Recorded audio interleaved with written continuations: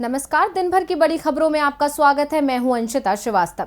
इस बुलेटिन में आज बात होगी तालिबान को लेकर भारत की नीति पर उठते सवालों की, जन आशीर्वाद यात्रा पर फंसी बीजेपी की, जानेंगे यूपी चुनावों से पहले क्यों मुश्किल में है बीजेपी, लालू के परिवार में क्यों शुरू हुआ विवाद, बात करेंगे त्रिपुरा में कांग्रेस की बढ़ती मुश्किलों की, और बुलेटिन के आखिर में बात केंद्र पर लगे जासूसी के एक और आरोप की। लेकिन तमाम बड़ी खबरों से पहले एक नजर सुर्खियों पर।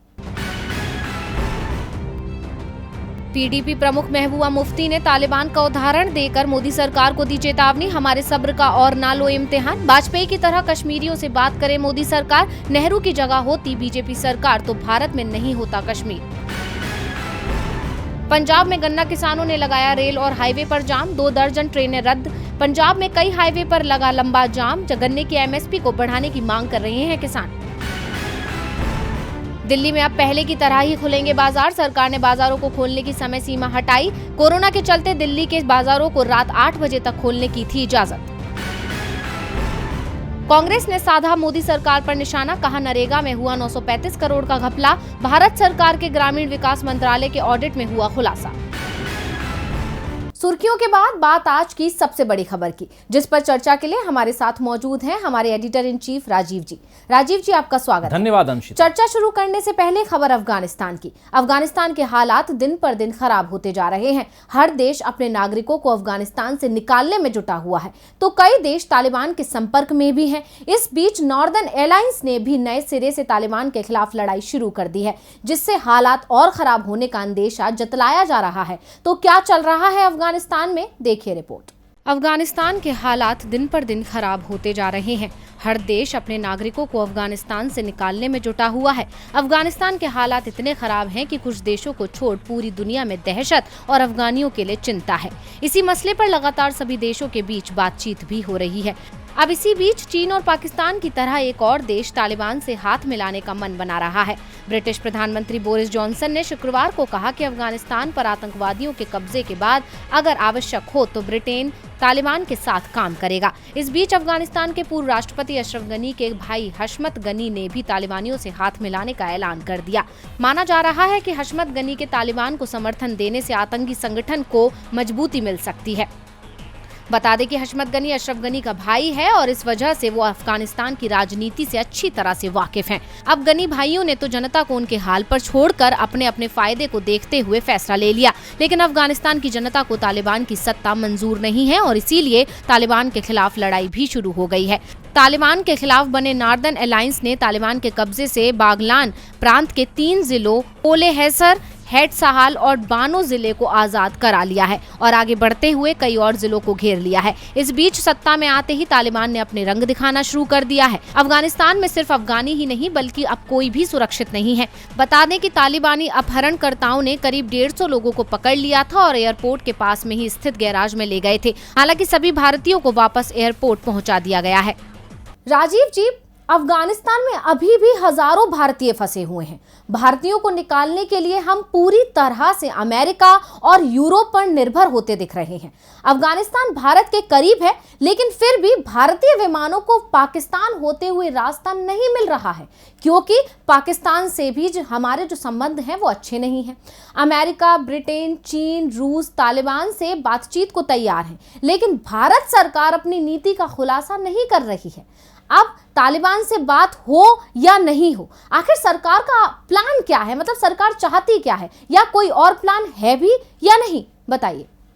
जी अंशिता, तालिबान मसले पर जिस तरह भारत सरकार ने चुप्पी साध ली है, उससे यही समझ में आ रहा है कि सरकार खुद ही नहीं जानती है कि उसे कब कौन सा फैसला लेना है और किस तरह का फैसला लेना है और उस फैसले का अंजाम क्या होगा। यानी सरकार पूरी तरह से उलझन में दिख रही है और अगर सरकार इंतजार करने वाली रणनीति अपना रही है तब भी 1 हफ्ता बीत चुका है अंशिता, और एक गंभीर मसले पर कोई फैसला लेने के लिए 7 दिनों का इंतजार भी काफ़ी लंबा होता है। इस वक्त हमारे कई नागरिक हम जान रहे हैं कि अफगानिस्तान में फंसे हुए हैं और इधर हमने देखा कि भारतीय दूतावास में तो कर्मचारियों को वापस वहां से ले आया गया है, लेकिन आम नागरिक भी सरकार की ही जिम्मेदारी है। उन्हें वापस लाने के लिए सरकार को पहले ही ठोस रणनीति पर काम करना चाहिए था। ठोस रणनीति दरअसल बना लेनी चाहिए थी और इसके साथ ही ये योजना भी बना लेनी चाहिए थी कि तालिबान के सत्ता में आने पर सरकार किस तरह का व्यवहार उसके साथ रखेगी और उसका क्या असर देश पर पड़ेगा। जैसे परीक्षा में कुछ प्रश्न अनिवार्य होते हैं, इंपॉर्टेंट होते हैं, वैसे ही ये सवाल भी अनिवार्य मानकर उसका जवाब तलाशना चाहिए था,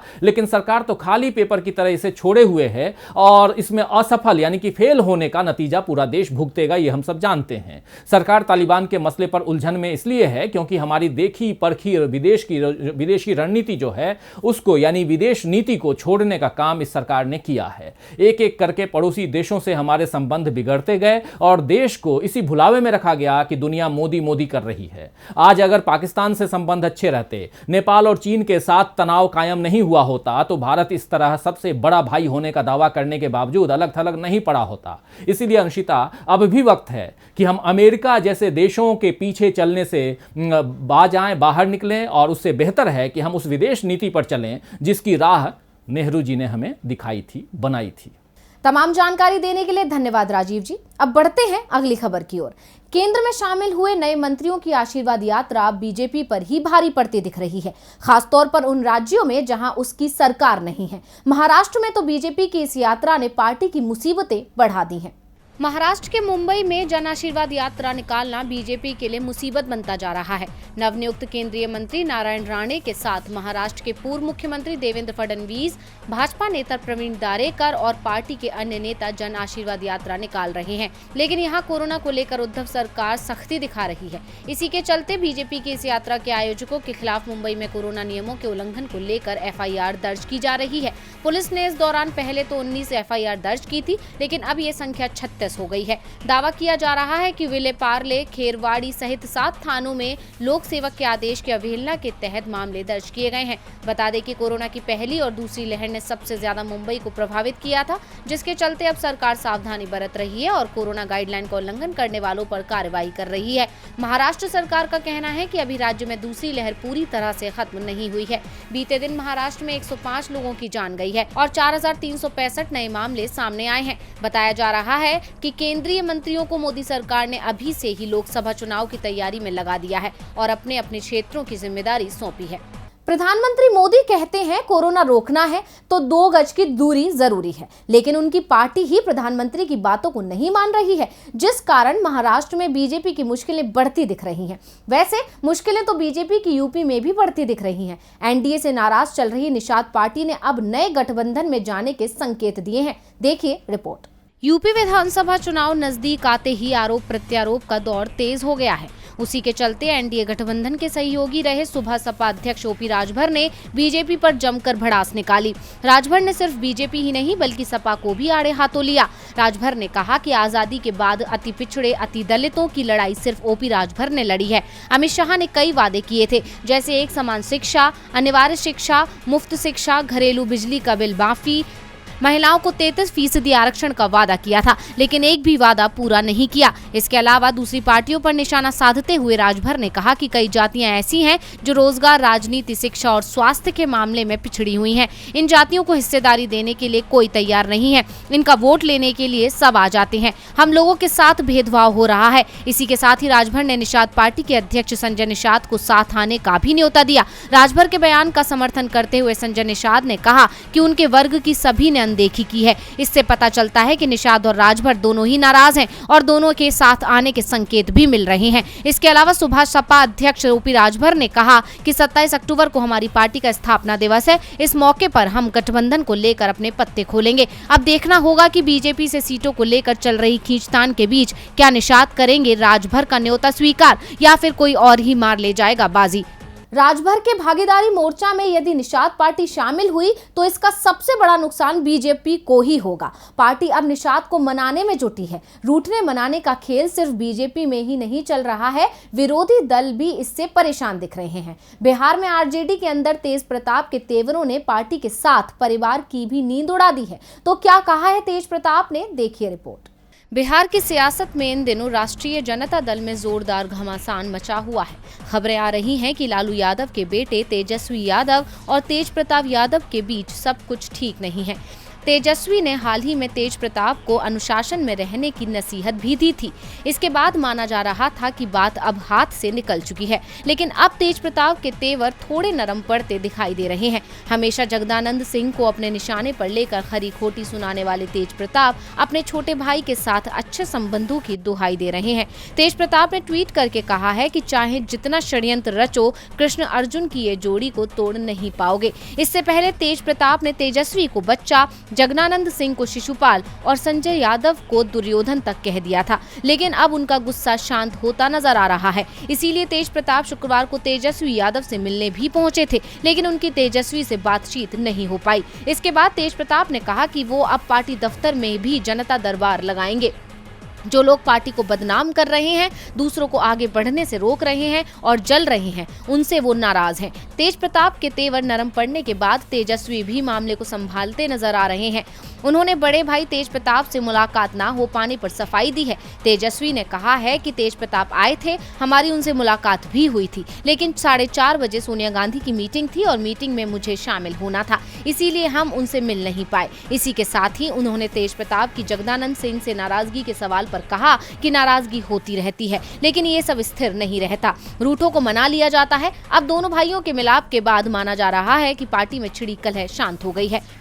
लालू परिवार पार्टी और परिवार को एकजुट रखने की कोशिश में जुटा है, लेकिन तेज प्रताप के तेवर अभी ठंडे पड़ते नहीं दिख रहे हैं, जिससे पार्टी में चिंता देखी जा रही है। चिंता में सिर्फ आरजेडी ही नहीं है, बल्कि कांग्रेस भी चिंतित दिख रही है, क्योंकि पार्टी के बड़े नेता एक के बाद एक हाथ से निकलते जा रहे हैं। अभी हाल ही में महिला कांग्रेस की अध्यक्ष सुष्मिता देव ने पार्टी छोड़ दी थी और अब त्रिपुरा कांग्रेस के कार्यकारी अध्यक्ष का नाम भी इस लिस्ट में जुड़ गया है। असम में कांग्रेस की कदावर नेता सुष्मिता देव के टीएमसी में जाने के बाद से ही ये सवाल पूछे जा रहे थे कि अब टीएमसी के निशाने पर कौन सा नेता है। पश्चिम बंगाल की सीएम और टीएमसी सुप्रीमो ममता बनर्जी साफ कर चुकी हैं कि वो सिर्फ बंगाल ही नहीं बल्कि दिल्ली की राजनीति पर ध्यान लगा रही हैं।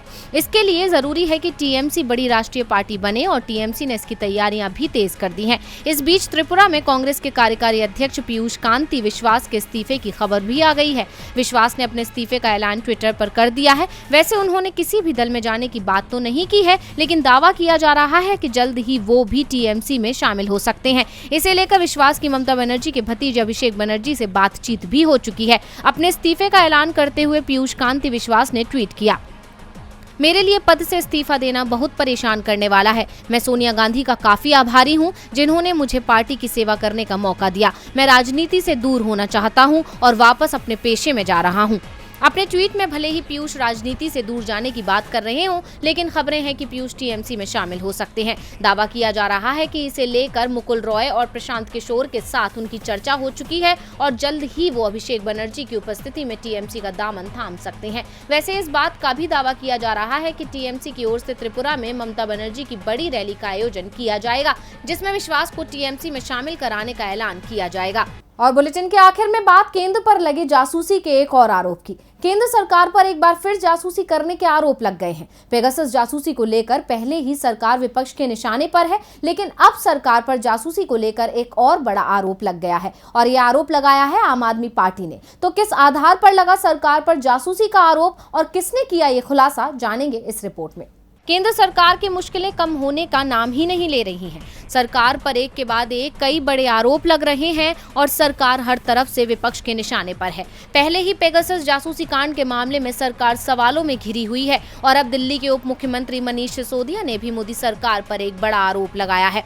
बता दें, मनीष सिसोदिया का दावा है कि पीएम मोदी के निशाने पर 15 लोग हैं। इन लोगों के खिलाफ ईडी, सीबीआई और दिल्ली पुलिस को छापा मारने और फर्जी केस बनाने का आदेश दिया गया है और इस लिस्ट में कुछ नाम आप पार्टी के नेताओं के भी हैं। उन्होंने कहा कि इस काम के लिए पीएम मोदी ने अपने ब्रह्मास्त्र दिल्ली पुलिस के कमिश्नर राकेश अस्थाना का इस्तेमाल किया है। दिल्ली पुलिस के कमिश्नर राकेश अस्थाना को कहा गया है कि इन 15 लोगों के खिलाफ रेड हो और मुकदमे हो और इन्हें बर्बाद कर दिया जाए। सिसोदिया ने कहा कि इससे साफ हो गया है कि बीजेपी आपकी बढ़ती लोकप्रियता से डर गई है। उन्होंने कहा कि आम आदमी पार्टी सच्चाई की राजनीति करती है। सिसोदिया ने कहा कि मोदी जी, आप अपनी सीबीआई भेज लीजिए, ईडी भेज लीजिए, आप अपने इनकम टैक्स डिपार्टमेंट को भेज लीजिए, हम सबका स्वागत करते हैं। उन्होंने कहा कि आप पहले भी ऐसा कर चुके हैं, यहाँ तक कि आपने मेरे घर पर भी कई बार रेड डलवाई, लेकिन उसमें कुछ हासिल नहीं हो पाया और आगे भी नहीं होगा। अब मनीष सिसोदिया का ये आरोप कितना सही है ये तो वक्त ही बताएगा, लेकिन इससे ये तो साफ है कि पेगासस में पहले से ही घिरी हुई सरकार के लिए मुसीबतें और बढ़ गई हैं।